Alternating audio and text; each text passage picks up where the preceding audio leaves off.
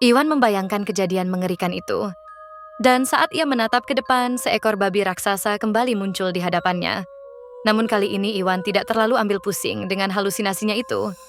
Ia menggeledah lagi kardus di sana, mencari sebuah benda yang sebelumnya sempat ia lihat, hingga akhirnya ia menemukannya. Sebuah pipet besar. Bibirnya menyeringai. Setelahnya, Iwan pun pergi ke penginapan. Ia mengetuk pintu beberapa kali sebelum akhirnya Ibu Villa membukanya. Tanpa banyak bicara, ia mengulurkan pisau dapur yang sebelumnya ia curi. "Maaf, sepertinya saya kehilangan akal sehat saya," ucapnya dengan wajah tertunduk. Ibu Villa terdiam sejenak lalu menjawab, "Saya mengerti, mungkin itu efek dari kecelakaanmu. Tapi saya harap hal seperti ini tidak terjadi lagi." Iwan mengangguk cepat dan meminta maaf lagi. Saat Ibu Villa akan masuk kembali ke dalam rumah, Iwan menahannya dan menanyakan apakah ia sedang menyiapkan makan malam. Ibu Villa pun menoleh dan bertanya, memangnya kenapa? Iwan tersenyum tipis, lalu berkata, "Saya ingin membantu." Adegan beralih di dalam dapur. Iwan benar-benar membantu Ibu Villa memasak. Padahal membersihkan ikan itu repot dan tidak mudah, tapi Bibi selalu menyiapkan makanan sebanyak ini sendirian ya. "Hebat sekali, pasti benar-benar lelah," kata Iwan. Ibu Villa menjawab bahwa memasak adalah hobinya. Jadi itu bukan masalah besar. Lagi pula di tempat terpencil seperti itu, mereka memang harus mempunyai sesuatu untuk dilakukan, agar tidak bosan. Iwan melirik sekilas ke Ibu Villa, lalu dengan hati-hati merogoh sakunya. Jari-jarinya menggenggam pipet yang sudah berisi pestisida. Sambil terus mengajak Ibu Villa mengobrol untuk mengalihkan perhatiannya, ia bersiap meneteskan racun itu ke makanan di depannya. Bibirnya menyeringai melihat cairan pestisida yang mulai menetes dari pipet itu. Namun tiba-tiba ia berhenti. Tangannya gemetar. Tubuh tak bernyawa para anggota keluarga itu kembali terbayang di benaknya. Mendadak, keraguan menyelimuti dirinya. "Kau kan sudah membantu memasak. Apa nanti kau mau makan malam dengan kami?" tanya Ibu Villa ramah. Iwan membisu, membuat Ibu Villa menoleh menatapnya. Wajah Iwan pucat. Entah kenapa ia membayangkan Ibu Villa telah menaburkan obat ke ikan di tangannya. Ia juga memikirkan apa yang baru saja akan ia perbuat kepada mereka. Akhirnya Iwan beralasan, "Lain kali saja. Hari ini perut saya sedang tidak enak." Setelah selesai, Iwan pun keluar dari penginapan. Ia merasa pikirannya kacau. Ia tak percaya bahwa ia hampir saja melakukan hal mengerikan itu. Sepertinya ia sudah benar-benar kehilangan akal sehatnya. Iwan menatap langit sore di atasnya. Memang rasanya tempat itu telah membuatnya menjadi gila. Iwan duduk di ayunan dan mengeluarkan semua pestisida dari pipet itu ke tanah. Untung saja ia menahan diri. Walaupun mereka adalah orang jahat, tapi tetap saja Iwan merasa tindakan itu tidaklah benar. Memangnya tidak ada cara lain selain membunuh mereka? Ia semakin merasa kesal dengan Romi. Perempuan itu pasti berniat mempergunakannya untuk melenyapkan keluarganya sendiri. Memang setan. Mengingat soal makan malam, sebuah ide muncul di benaknya. Saat langit sudah mulai gelap, Iwan kembali datang ke penginapan dan mengintai tempat itu dengan teropong. Semua kamarnya tampak kosong. Sepertinya mereka semua sedang makan malam. Itu bagus sekali. Sekarang adalah kesempatannya. Perlahan, Iwan mulai berjalan mendekati rumah itu. Tatapannya mengarah ke sebuah jendela. Dengan hati-hati, ia pun masuk ke dalam ruangan di balik jendela itu, yang ternyata adalah kamar Pak Villa. Iwan menatap salib yang tergantung di dinding. Di sebelahnya, sebuah shotgun mengarah tepat ke arah salib itu, menciptakan nuansa yang ambigu. Sungguh kombinasi fantastis, batin Iwan. Ia pun melihat sekeliling, berharap ada telepon di sana. Namun apa yang ia temukan membuat matanya terbelalak lebar. Sebuah laptop. Ia mendekati laptop itu. Hatinya berdebar. Jika laptop ini tidak memiliki kata sandi, maka ia berjanji mulai hari ini ia akan percaya kepada Tuhan. Perlahan Iwan membuka laptop itu. Dan berhasil. Itu benar-benar terbuka tanpa password. Iwan tersenyum girang. Sekarang tinggal menyambungkan ke internet. Dan lagi-lagi berhasil. Ia langsung berterima kasih kepada Tuhan karena telah mengabulkan permintaannya. Namun tiba-tiba terdengar langkah kaki yang mendekat ke sana. Iwan membeku. Langkah itu semakin dekat hingga akhirnya pintu terbuka. Pak Vila berdiri di ambang pintu. Tatapannya tajam. Pak Vila melangkah masuk. Seperti memiliki firasat, ia menatap ke arah laptop. Sementara Iwan sudah bersembunyi di bawah ranjang. Sial, kenapa dia di sini? Padahal harusnya sedang jam makan malam. Batin Iwan panik. Ia berharap Pak Vila cepat-cepat pergi. Namun tiba-tiba tatapan pria itu beralih ke arah lain. Pak Vila lalu menyeringai dan berkata, "Loh, kok jendelanya terbuka?" Darah Iwan langsung berdesir. Wajahnya memucat dan jantungnya berdebar kencang. Gawat sekali jika ia sampai ketahuan.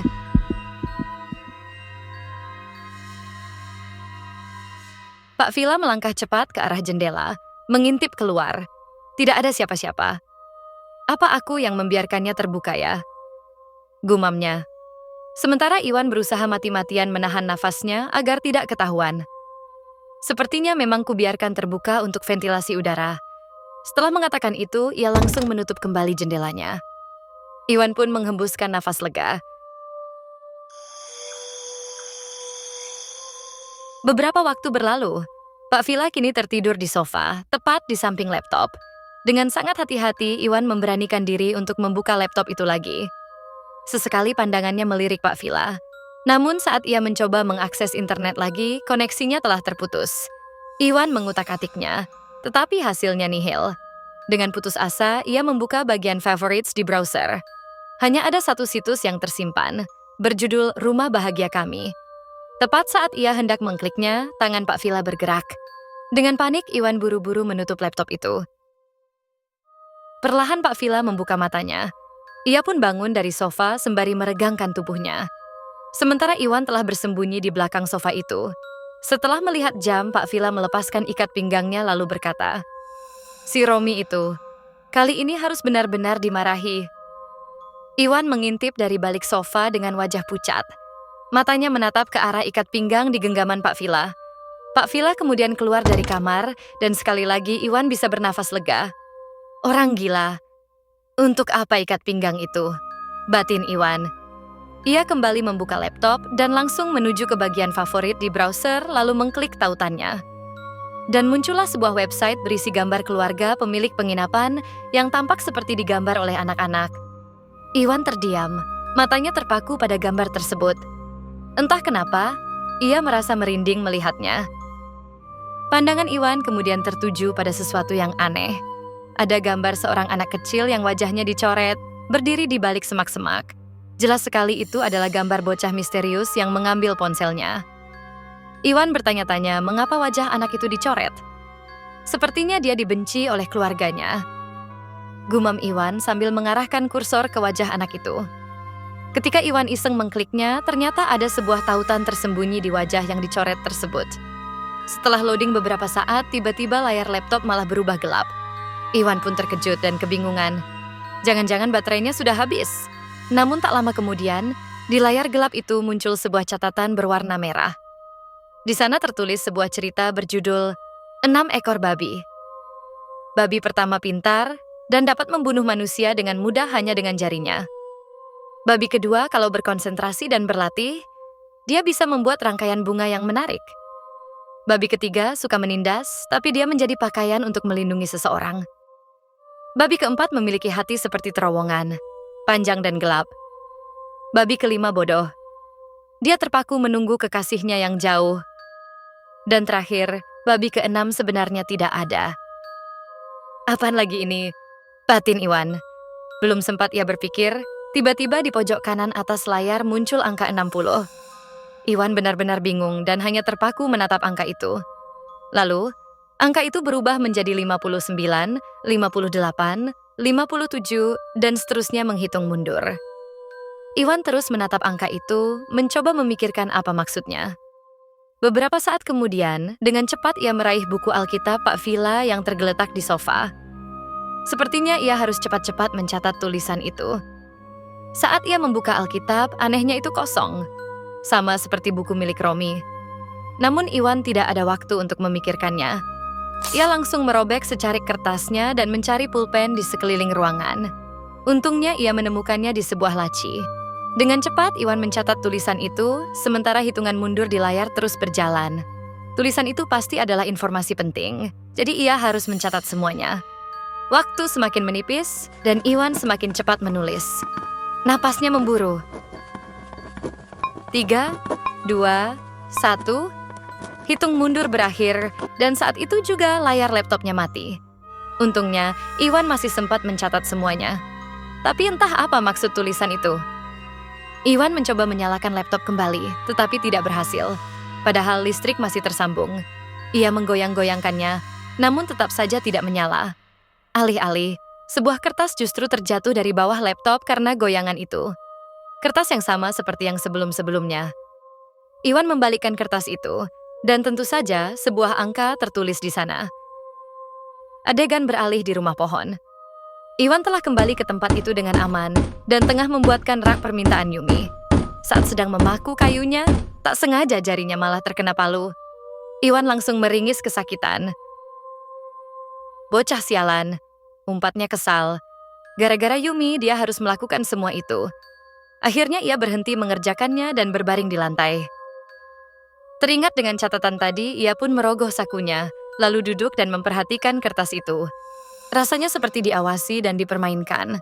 Siapa sih yang terus meninggalkan pesan seperti ini padaku? Gumam Iwan bingung.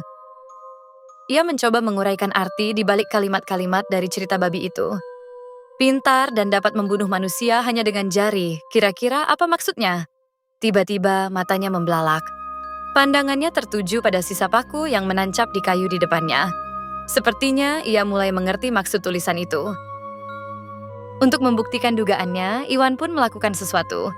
Babi kedua, kalau konsentrasi dan berlatih bisa membuat rangkaian bunga yang menarik. Itu mengarah pada papan dart. Jika bisa menancapkan semua dartnya di tengah, maka itu akan terlihat seperti rangkaian bunga. Sekarang ia mengerti semua arti dari catatan itu. Pintar dan bisa membunuh manusia hanya dengan jari. Itu adalah laptop. Benda canggih itu bisa menjadi berbahaya di tangan manusia yang suka mengetik sesuatu sesuka hatinya. Memiliki hati seperti terowongan, panjang dan gelap. Mengarah pada pipa besi. Bodoh karena hanya terpaku menunggu kekasihnya yang jauh, mengarah pada kotak pos. Tempat surat-surat dari kejauhan menanti pemiliknya. Semua benda itu adalah tempat di mana Iwan menemukan kertas-kertas bergambar piksel dengan angka di belakangnya. Lalu yang selanjutnya, suka menindas tapi menjadi pakaian untuk melindungi seseorang, berarti rantai besi. Dugaan Iwan terbukti. Sebuah kertas terselip di antara rantai ayunan. Ia mengambilnya dan membaliknya. Angka 6 tertulis di sana. Namun selanjutnya apa? Ia sudah memecahkan maksud di balik catatan yang ada di laptop Pak Villa, namun kertas dan angka-angka itu apa? Saat sedang memikirkan itu, tiba-tiba sebuah suara mengejutkannya. Bocah misterius itu lagi. Iwan menatapnya bingung. Siapa kau sebenarnya? Tanyanya. Sepertinya sekarang kau sudah siap, ujar bocah itu. Iwan tidak mengerti. Selanjutnya bocah itu menyuruh Iwan memasukkan tangannya ke saku kiri celananya. Walau bingung, Iwan pun menurutinya. Dan matanya langsung terbelalak karena melihat ponselnya ada di dalam sana. Sejak awal, benda itu selalu ada di saku kirimu. Kau hanya pura-pura tidak tahu. Kata-kata bocah itu semakin membuat mata Iwan membelalak. Terlebih, ponsel itu ternyata menyala. Namun harus dibuka dengan password. Iwan kembali melihat catatan cerita babi yang sudah ia tulis. Babi yang pertama pintar dan dapat membunuh manusia dengan jari, berarti laptop. Dan kertas yang ada di balik laptop itu berisi angka 2. Iwan pun mengetikkan angka 2 ke ponsel itu.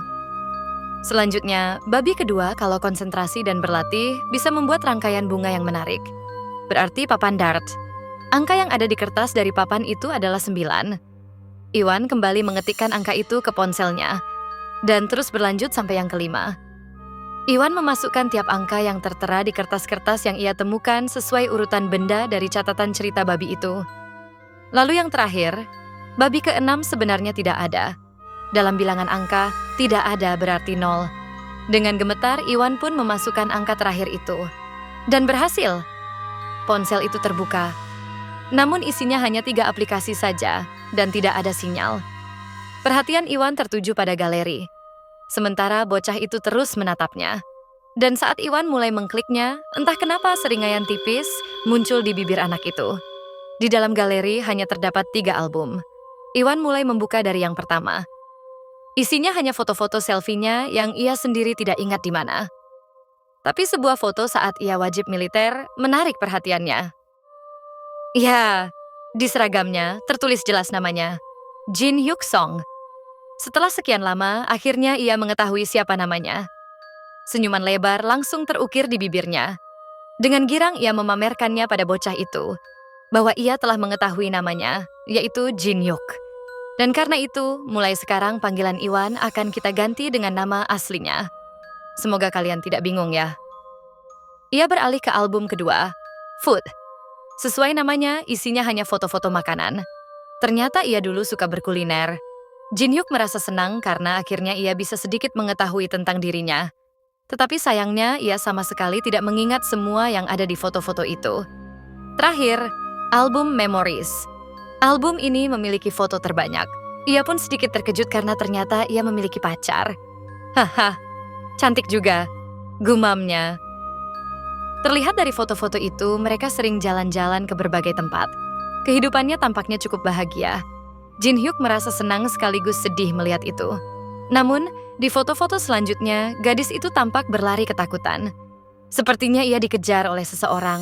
Sampai akhirnya ia terpojok dan orang itu mencekik lehernya.